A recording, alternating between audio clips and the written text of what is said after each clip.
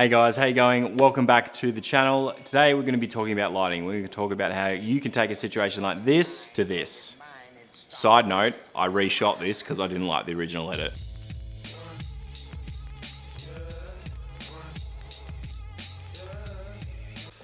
So today we are talking about lighting, guys. One of the most important factors when it comes to shooting that will increase the production value of your content.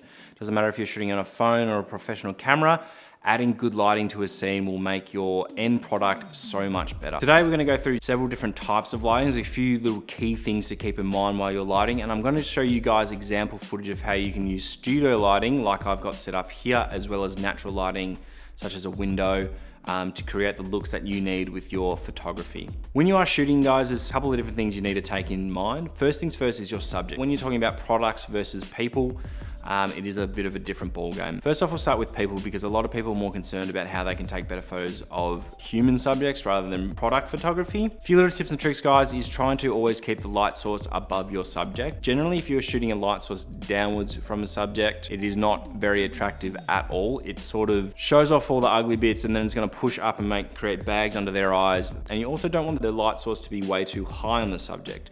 This is why if you've ever shot a video when you're at a party or hanging out with your friends and they're standing under a kitchen light or under a living room light, they're gonna have those massive bags under their eyes. And it's also one of the reasons why a lot of photographers will tell you not to shoot in bright daylight. It's because it is extremely hard to recover those harsh shadows and get rid of those harsh lines with your subject as compared to a nice soft source of light like we've got here. And there's three sort of main types of lighting that you're gonna see. First things first, we'll start with the lighting that we've got here, the lighting I've got right in front of me right now. This is what I like to call talking head lighting. I don't know if that's an actual phrase, but this is probably the most common lighting that you'll see across YouTube. All that is usually one or two lights set up at 45 degrees to the subject. So it's just off to the right-hand side of the screen here, and it is shooting down across my face. Second type that you're probably most commonly gonna see is what's called beauty lighting. Lighting source is gonna be directly in front of your subject, ideally above them and shooting down, so you've got a nice clear jawline. You can still see their cheekbones. Now, why I don't tend to shoot with beauty lighting itself is I find it creates quite a flat image. As soon as you change the angle of where you're shooting just a little bit, you're gonna bring out a lot more character and a lot more depth to your images. Some things where you're doing obviously a makeup tutorial or some sort of beauty tutorial, you want a nice, clean, bright, vibrant image. So that might be a look that you're desired to go for, but just be aware if you're someone that likes a moodier, grittier sort of look, chucking your light source just off to the side of your subject is gonna give you much more depth and much more character in that sort of sense to your image. So if you want bright and vibrant, shoot beauty, which means light source right in front of you. If you're looking for something a little bit moodier, a little bit more textured, place it off to the side. Now the last sort of light source that you will see is 90-degree angle to the subject. Now what this is going to do is give you quite a harsh look in the sense that when you're looking at me right now, you're seeing a great fall off from the shadows across my face from where the light's set up. If I was to put that light to 90 degrees, what's going to happen is there's going to be no fall off from my face, and it's just going to be straight down the middle, where you're gonna be able to see where the light's hitting me, and that's about it. This is a really good look to bring out a lot of emotion in someone. If you're gonna get a shot of someone staring straight down the barrel of the lens, really showing that emotion, those really raw photos that bring out a lot when you look at them, that's the sort of lighting you're gonna see. Quite often you don't see that evocative, emotional photography or videography with lighting with the 45 degrees or the straight on beauty lighting. With this, the contrast between the light and the dark brings a lot to the image. So I know that all sounds well and good if you are shooting with a studio light like we've got here, but we are talking about doing all this content creation on budget. So what would I suggest? Biggest thing is, guys, and what I use on basically all of my professional shoots is actually natural lighting. What a lot of people don't realize is while it's really nice to have a big light with a softbox on it, you are basically walking past big lights with softbox on them every single day in the form of a window. You would be amazed at how much you can up your photo game if you just move the subject you're shooting from the middle of a room to right next to the window. If we look at these two pieces of footage of Lil, my little sister, we can see when we're putting her right next to it in the middle of the room, there's nothing really defining the image, there's no real character to it. Where I bring her over to the window, you can see it's much more well lit and I have the chance to manipulate her. What are the downsides of shooting with natural lighting? Well, there's two of them. One, you can't ever move the light source because you've got to be near the window. So you do have to rely on moving the subject, which might be a bit of a problem if you're trying to get a certain backdrop in mind. So you wouldn't have the flexibility to shoot all the different angles we've talked about previously.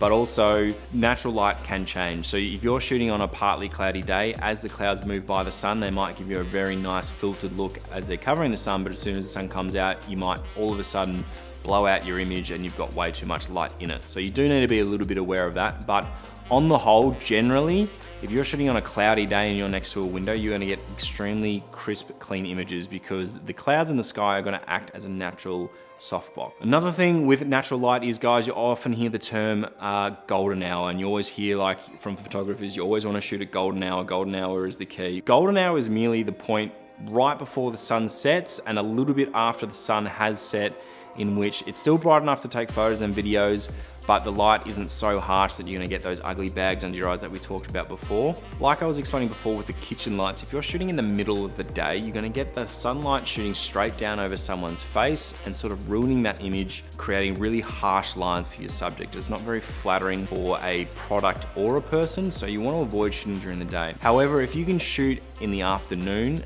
I'd say an hour in winter before sunset and probably 2 hours before sunset in summer, depending on where you are in the world, you're gonna get really beautiful colors and really vibrant colors, whereas getting a nice moody look as well through your images. For me, golden hour is still my favorite time to shoot. There's a reason why everybody talks about it all the time. It gives you really beautiful images. So this all sounds fantastic, guys. We've all talked about window light, but you might work somewhere that doesn't have windows, or you might be someone who would prefer to just have the control over your lighting like I've got here, to be able to shoot something consistently and have a consistent look across your content. While it would be nice for all of us to have the budget to shoot on, you know, $1,000 lights and all that, obviously that's not an option for every single business and every single person out there. So there are a few cheaper options out there. First of all, you can just create your own diffuse light.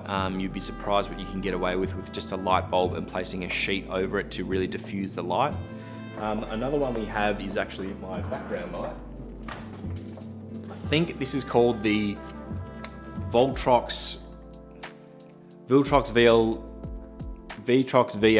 200T. I think this is about $80 on Amazon, and it gives you a really beautiful filtered light. Is it the professional quality you're gonna see out of one of these big softbox? No, but it is a very, very nice light, and it is very cheap. On the batteries as well, I think they're about 50 Australian dollars each. And on the batteries, it lasts about 8 hours. So it is an epic light source. I use this as a backlight, but for a long time, this was my key light or my main light for a lot of my videos. That being said, if you scroll through Amazon or look through YouTube, I can show you tons of examples of different lighting setups. But if you're really on a budget, guys, do not forget that there is also the ability to shoot near a window.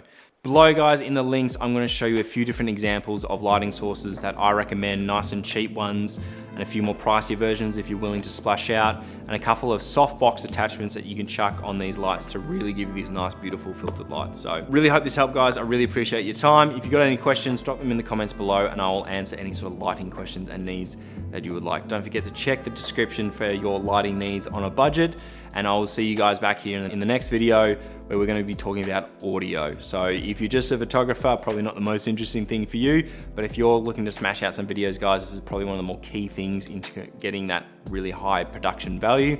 And I'm gonna take you through the microphones I use, different types of microphones we can use, budget options for getting great audio, as well as music subscription services and where I find my music for my commercial jobs. So thanks for tuning in, guys. I really appreciate it. Cheers.